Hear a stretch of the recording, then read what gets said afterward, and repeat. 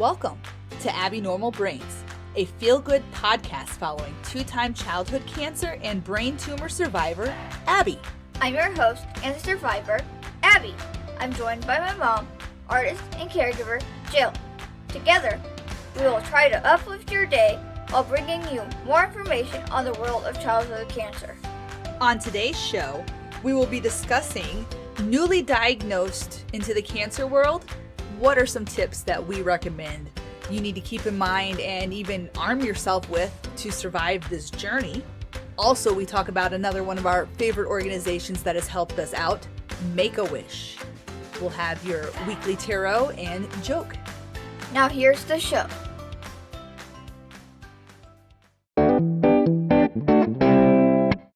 All right, Abby, say you're a new family that your child has just been diagnosed with cancer. It can be brain cancer, leukemia, sarcomas, whatever. Pick a cancer. And think back to way back when we were newbies coming into this whole crazy world. And, you can only feed or give people so much information in the beginning and let it keep building upon itself because it is such an extensive and expansive, and I can't even think of any other adjectives, world. So, for being a girl that has gone through and beat cancer 2 times by the age of 12, what is your advice for any new kids coming into this cancer world? I'd say you're gonna get pokes, but it's okay. It's gonna end up helping you in the long run. And, just, try to stay relaxed. Keep your arm flimsy, like, limp noodle or something. That's what my mom tells me, and it'll help get through it better. Okay, so let's start out with pokes. As a mom, as a parent, as an adult that's been poked multiple times, I've had babies, so you don't think about it much. And as an Abby who's been poked as much as you have, for some reason I think that that's not something you think too much about, but I'm sure pokes are something that is still a problem for you and a worry for other children. And that is great advice, that pokes are going to happen. It's not something we can prevent. That's how we get the good medicines into you. That's how we get the information from your body if it's healing or not. But like you said, I love it. The spaghetti noodle arm. This is unless your doctor or nurse tells you otherwise, which they usually won't, they'll tell you they want you to have a spaghetti noodle arm. So this is what I want every child or anyone that has to get a poke, what you do is picture your arm as a loose cooked spaghetti noodle in a boiling pot. You know how they kind of roll and boil around each other and wrap, just move and flow with the water, just loosey-goosey, feel like there's nothing there. Make that your arm. Turn your arm into that swinging noodle that's just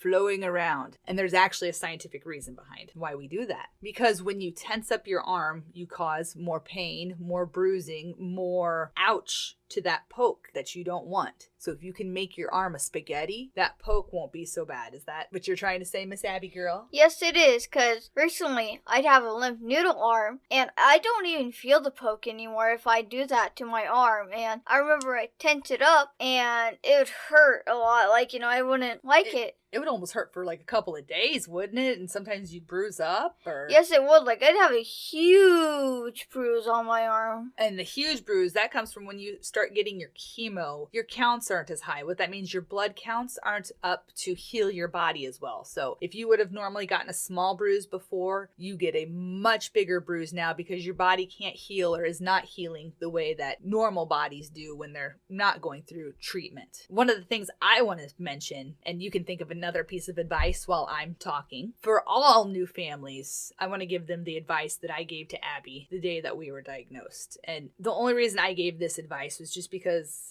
I've not had necessarily an easy life, but I've made it the best I can by changing my perspective, by changing how I've seen it. And I knew that my child being diagnosed with cancer was going to be the worst thing I'd ever see. Who wants to watch their kid be sick? Or possibly, worst case scenario, who wants to think about their child could literally die right in front of them before them? That's not how it's supposed to go. And so basically I was honest with Abby and I said, you know what, this is going to suck and it's not going to be fun and it's going to be hard. And I told her, and I'm telling you now, take every smile you can. Take the joy when you can get it. Make the jokes when you can. Be positive when you can, and take those small bits of hope.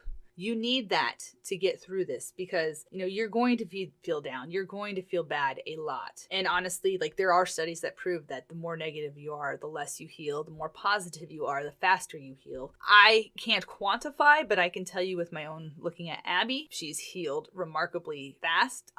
She's the most positive person I know. So that's not to say every day is going to be rainbows and butterflies and puppies. But that's not to say that, we have a running morbid joke at our house about how Abby's a vampire. We've given her vampirism because, we've taken all of her blood and we feed her blood and we've exchanged her blood and... So, make your silly jokes when you can. And you'll find doctors and nurses have some of the best and most morbid senses of humor. I always found it a good day if I could make a nurse laugh with one of our goofy jokes about your chemo stuff, Mm-hmm. So, meanwhile, yeah, it's a solemn situation. It's a sad situation. It's a suck situation. You don't have to act like that. You don't have to be like, oh, this is horrible. I mean, yeah, have your days where, yeah, this is horrible. My whole life just got flipped upside down. This is horrible. But also, find where you can find happiness. Find where you can find the laughs. Like I told Abby, pull out the good, the happiness, the little pieces that you can to make it an easier experience. And that's my advice to cancer families is, and now on this side of it, I'd like to extend, make your moments with each other. Find your laughs with each other. Find your joys. So that you always have those. Did you have any other pieces of advice for any cancer kids coming into this world new? Don't be afraid of any of this. You can have those moments, but don't be afraid. You can do this. You can get through this. And, just try to make every moment as happy and positive or, just get through it and don't be afraid of it. Just do it. I like what you're saying. I want to edit it a little bit to make it, because you sound so hard, like, just do it. Don't be, which is positive, but also...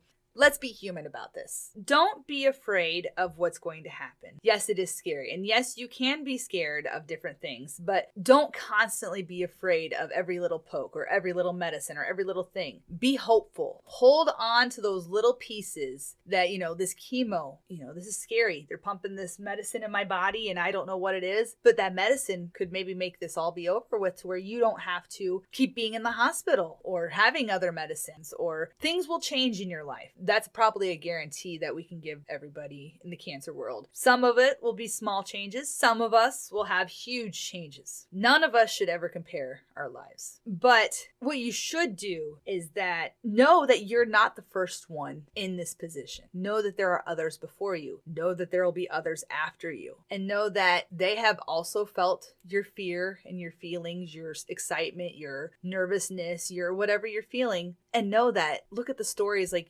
Abby's, where here they are. They're still here. They're still surviving. She's had a lot of problems happen, but she still works every day to be positive, to be here, and be with her family and live and love. And ultimately, that's all we all want, is to live and love just a little bit more. Just do it, as in, don't let your fear stop you from doing what you need to do. Don't let your fear stop you from getting better. Don't let your fear stop you from trying something new. Do what you need to do for you. If you need to cry about it, cry about it. If you need to laugh about it, laugh about it. But you know what? While you're laughing or crying, do it. Get it done and over with. I mean, that's one of our common phrases. Let's just do it and get it over with and get through it and be done with it, right? Yep, and my song, Positive Power, got, let's get this over with. Done it before, I can do it again. Let's get this over with. I've done it before, I can do it again. I mean, that's pretty much where I was kind of going with that is, you don't get a choice for some of the things you have to do in life. But if it's one of those things that's unpleasant, you try to find your moments. You try to find your own ways to make it through that so that you can get onto the better and brighter days. Is that what you're kind of trying to say? Yes, it is. I agree with that. It made me smile. Well, good. I think one last piece of advice that I have for cancer families is document, document, document. Document everything. Write down moments. Write down words you don't understand to look up later. Write down what's going on. Write down everything. Take pictures. Take tons of pictures. Get all of your ducks, take all this information in, even if you are not doing anything with it right now. While you're in the hospital busy, do it anyway. Write it down, put your paperwork in order right now, take your pictures, Do it all, because one day you will have a minute to stop and breathe and look back through it all. And you will every single time be amazed at the whirlwind that you have been through. I mean, we are at 5 years out from diagnosis, 4 years out from our big changes. And within those 4 years alone of her healing, we've had a whirlwind going on, of her changes, things we've gotten to do, opportunities, fun things. We've had a pandemic, which literally put her right back to where she's been while she was going through treatment of being stuck at home. And on top of that, let's not count the 2 years when you were in treatment and all of everything that went on during all of that time too. You are in a whirlwind right now. You are in the middle of a hurricane or a tornado, Think of Hamilton. In the eye of the hurricane, there is quiet. But everything is insanely going around you. So while you're sitting in that quiet, write those things down. Document those things. Do that so you have that for yourself later. I promise you will pat yourself on the back and say thank you. That's basically the easiest way to try to process all of this information and everything that is being thrown at you like a ton of bricks. Do you have anything else to add, my Abigail? Nope, I think we rounded it up pretty well, and yeah. And also, from Abby and I to all of our newly diagnosed cancer families, welcome. We are so sorry to have to welcome you to this world, but also you'll find that you are now in a niche group of some of the most supportive, most caring, most amazing people you will ever meet. And us cancer families need to stick together like a pack. What do you call a shoe made of a banana? A slipper.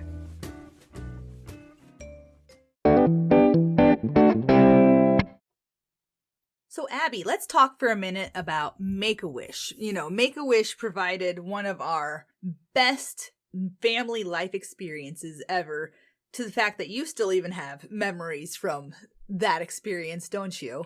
I do, every now and then we'll pop up and I'm like, oh, this was fun, this was a great vacation, remember this part? And it's like, yeah, you're right, this wasn't that part of vacation. Absolutely. And the thing is, people see the commercials or hear the cute, news stories where a town will come together and help grant a kid's wish, or they'll do different cool wish things, or there'll be opportunities to donate to Make-A-Wish. But I don't know if people actually know what a Make-A-Wish wish looks like from the perspective of a kid getting the wish. But when was it? Do you remember when you were first approached about a Make-A-Wish wish? You could actually have a wish. Not really, they came to me and it's you can have a wish of whatever you want, and I chose a vacation for us. Let's say you were in the hospital. It was towards the beginning of your very first year, and Dalton, one of your favorite nurses, was talking to you one evening about Harry Potter. And you guys were, getting along on that. And then he happened to mention, oh, well, you could go to Harry Potter World on your Make-A-Wish. And we were like, to what? Yeah, I think I remember that now, more of you talking about that. That was a fun conversation. It's oh yeah, that's cool. Yep, and within the next day or two, I had the paperwork and had to fill it out and submit it. And then, I don't remember the whole process completely, but I know we had our Make-A-Wish representatives from our area here come over and visit with you. And they talked to you, or no, it wasn't the representatives, it was the wish granters. The wish granters, the lovely people that provided for your wish. And they talked to you and asked you, what did you want for your wish? And what did you want for your Make-A-Wish? I wanted to make a wand in Harry Potter World, just like that. And I had a whole ceremony, bells ringing. Well, don't get ahead of me yet. Don't get ahead of me. Let's tell this in the story mode. We're still in the beginning of the story. You're getting up to the exciting point. I know. Sorry, I'm just excited about it. It is exciting. I totally agree. So anyway, you told the wish granters that you wanted to make a wand in Harry Potter World. Well, the next thing we know, we get a packet that says, and I don't think we told you about the whole thing before, did we? Or did you know about everything we were going to do? I can't remember. I can't remember either. Okay, well, either way, we got a packet that said we got access to Disney World, Harry Potter World, and then we could pick other places if we wanted. We just had to pay out of pocket, but we got Make-A-Wish rates or family rates or things like that. And we chose to do the Kennedy Space Center and medieval times.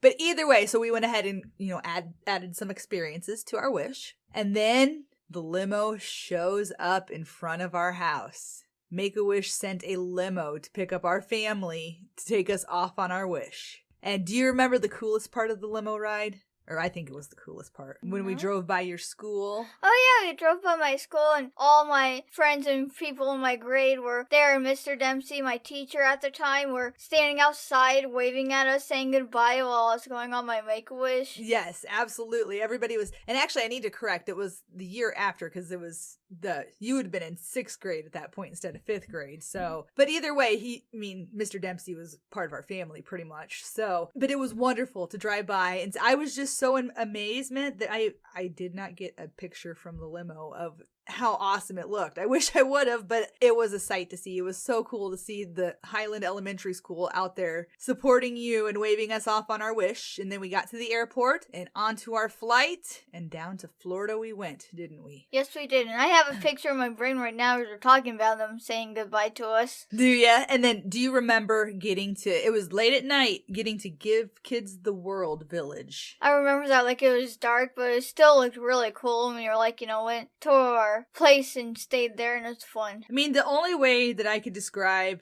Give Kids the World is it's like Candyland meets every fairy tale meets like every cartoon and every cutesy little thing. Like, they have these little duplex villas throughout that families with needs and wish families with, that have had diseases and situations and things like that get to stay. They're all accessible. They're perfect. Our family of 6 fit in one of these villas just fine, was not a problem. And had laundry, had everything we could ever need, and if it wasn't there, we could call the head office, and if not, it's just right down the road was Walmart, right? Exactly. It's fun. I remember going to Walmart and picking up some snacks there too to have at the villa and stuff. That was fun. And then meals, we could either call and have them bring our meals to our villa, which that first night they did, since we were late getting in, they actually brought us dinner to our villa so we could eat at I think it was 10 o'clock at night or something, or 9 o'clock at night. So, and then other times, do you remember where the other place was you could go to eat?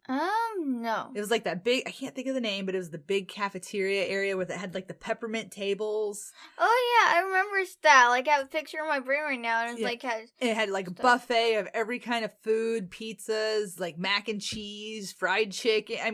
So much food. It was great. And then what's the other cool thing about Give Kids the World that's open like bright and early in the morning till late at night, and you can have it anytime during the day? Ice cream. Yes, they have this wonderful ice cream shop that they'll make you milkshake or ice cream or whatever you want with all the toppings. It's absolutely free. You just walk in and they make it for you. All of these things are done by volunteers at Give Kids the World. And that's one of our bucket list things, is we want to get back to Give Kids the World and be one of those volunteers to help other wish families and other families have the time of their life too, don't we, Abby? Yes, we do. When we were there doing that, we're like, we gotta come back at some time and be a volunteer here. Yes, that's on my bucket list of volunteerism. If anybody has anything like that, I do.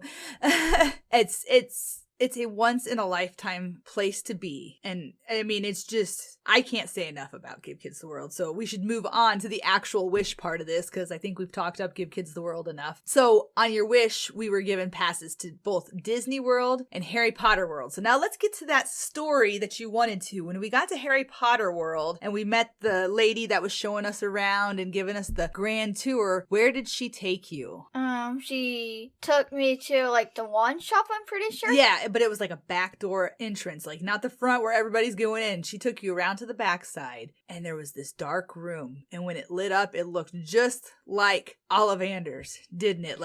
It did, it was amazing. I remember going in there and it was like, whoa, it looked exactly like it. There were wands on every shelf. There was a staircase that went up to another layer of wands. It was amazing. And then this wizard came out, and I don't know if they ever said the name of the wizard, but he came out and he handed you a wand and told you to, was it water a flower? Yeah, it was water a flower, and it wilted. It wilted, it went, whew, and it was hilarious. So then he handed you another wand, and he told you to do what? Ring a bell? That doesn't ring a bell. And what happened when you waved your wand? bells started ringing everywhere, like, oh, it was a mess of sound. Oh my gosh, it was so crazy. So then he hurried up and took that one away. And then he handed you the final wand, and what happened? The whole room lit up, and there was music, and it was like, whoa. And wind was blowing. It was like so magical. I had goosebumps. It was so cool. And the wand chose the girl, didn't it? Yes, it did. I was so happy in that moment. I'm like, oh my god, it's like the real thing. It was so fun. Oh my gosh. Knocked it out of the park. You know, all of the kids got wands. Thanks to Make-A-Wish, they actually give you a card that gives you a budget of money for food and souvenirs and stuff. They don't just send you down there and leave you. They actually take care of every aspect of your trip, from transportation to lodging to food and amenities money. The whole thing. The whole thing. And so then after that, we did some Universal stuff. We had some fun in Harry Potter World, rode some rides that made us a little sick. And then we had to go back and get more food. Yeah, not a good idea to write something on an empty stomach. Yeah, we learned that, didn't we? Yeah. But the butterbeer, oh my god, that was so sweet. Like, yeah, I remember. It was so rich. Like, I know it made me feel like, oh, that is... I know. We'll have to split butterbeers next time. Yes, we will. And then we also went to Disney World, and that Disney always outdoes itself. And if you would think that Disney wouldn't outdo itself for Make-A-Wish, you would be a fool. What were you given for Disney World? I was given a Genie Pass, and it granted me access to any ride, like front of the line. I can go up in front of everyone else and go on the ride. That absolutely. The Genie grants every wish. All she had to do was roll up to whatever restaurant or whatever ride or whatever attraction, show them that, and she got in the Fast Pass lane. And I still think my favorite story is going to Be Our Guest. Everybody wants to eat at Belle's Castle Be Our Guest restaurant, where the trays, come rolling out and serve you themselves and stuff. I mean, that was fun. Go ahead. It was fun. I can't remember exactly, but I know it was probably fun. We waited in line like for a second. I didn't have too long, but I went up to the lady and I said, "Can we get in?" And I showed her the Genie Pass, and she's like, "Oh, hold on." And then she typed something in and she's like, "Go on in." And I was like, And I know. And people usually have to get like reservations 6 months in advance to this restaurant, and we... I know, I'm getting goosebumps talking about it right now. Like, it was awesome. Oh, it was awesome. And the food was amazing. We now have our memory sandwich that we make on special holidays called the croque monsieur. It's basically like a fancy ham and cheese, grilled cheese with like some sauce on it. But it's, mwah, yes. It's so good. I love Mom can recreate it like that. Cause like it's amazing still. And then, we rode every ride we wanted to ride at Disney. We even got to go to Epcot, and I think we went to Hollywood Studios. And then we also went to the Kennedy Space Center, and that...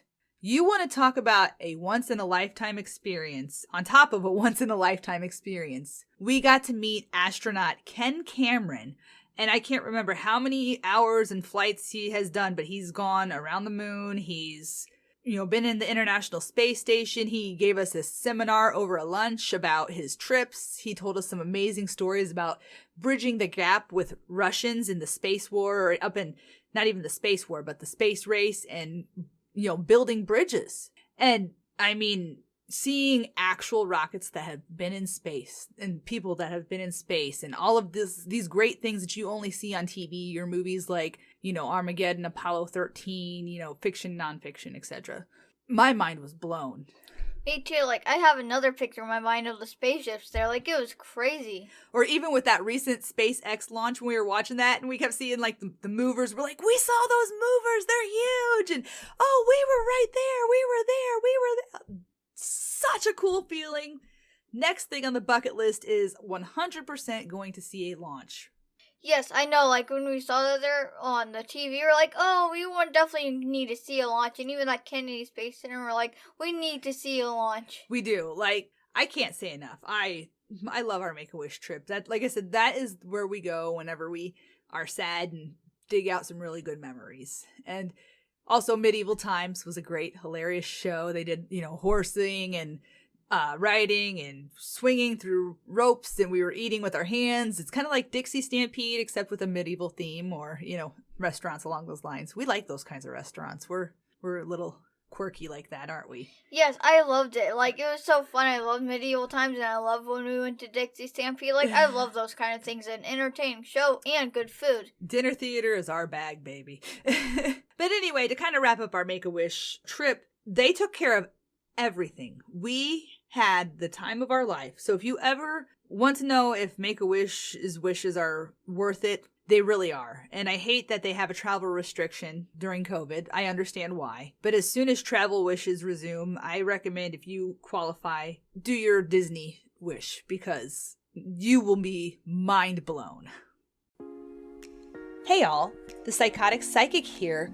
Either I'm right or I'm crazy with your weekly 13th card tarot reading. This is where I take the 13th card from an unshuffled tarot deck, the Goddess Tarot deck, and tell you what to expect for your week.